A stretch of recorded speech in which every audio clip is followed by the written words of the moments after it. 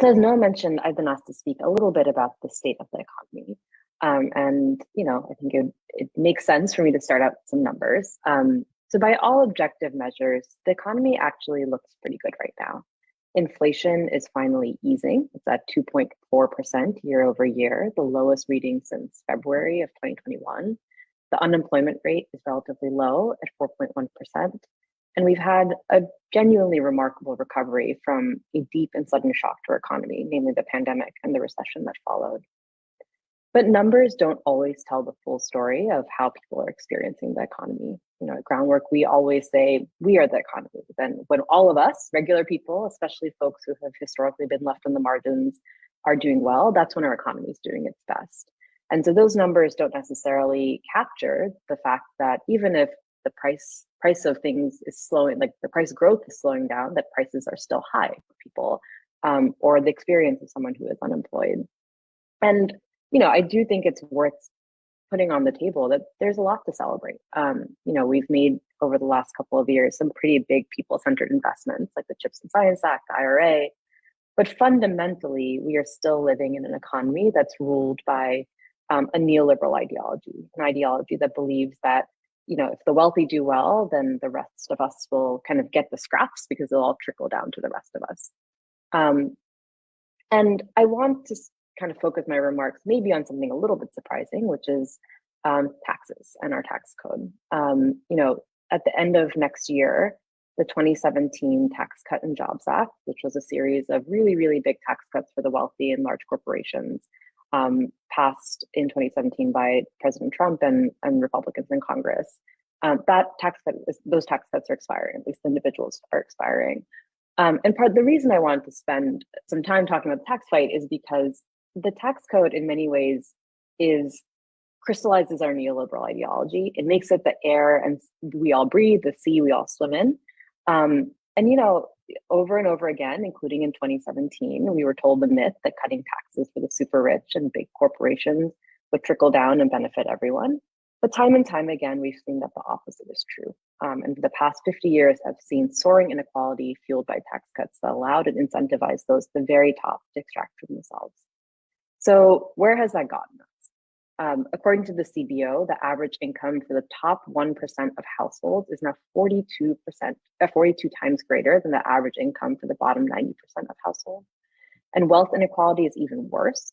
The top 0.1% of households now hold 13.6% of the nation's total wealth. And when you look at how much wealth is held by the very tippy top of the distribution relative to Black Americans and other historically excluded groups, the numbers are even starker. And it's not just households. Corporations have amassed immense wealth and power, and the 2017 Tax Cuts and Jobs Act just added fuel to that fire. Among its many damaging provisions, the TCJA lowered the corporate tax rate from 35% to 21%. And former President Trump has promised to cut corporate taxes even further to 15% if elected.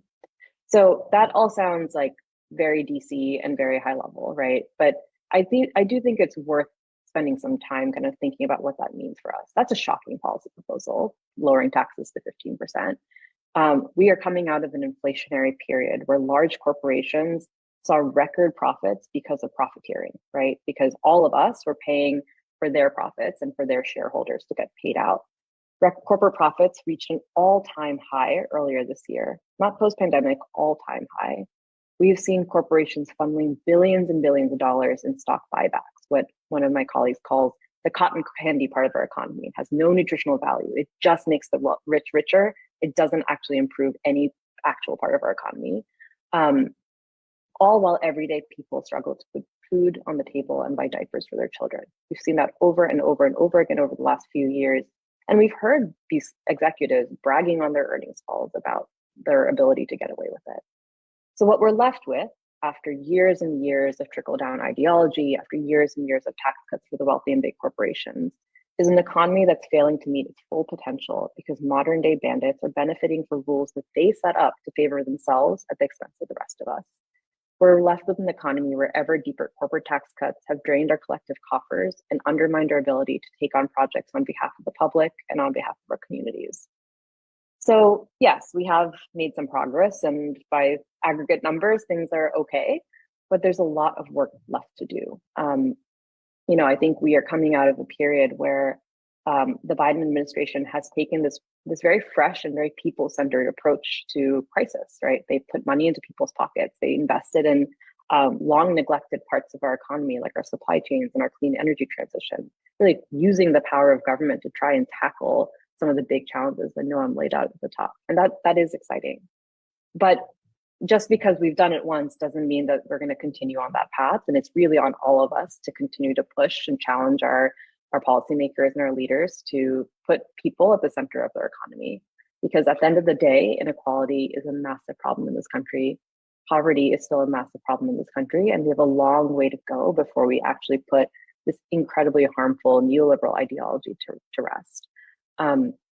The 2025 tax fight, the fight that's coming up next year, is just one federal fight that I'm specifically focused on because of my role at Groundwork.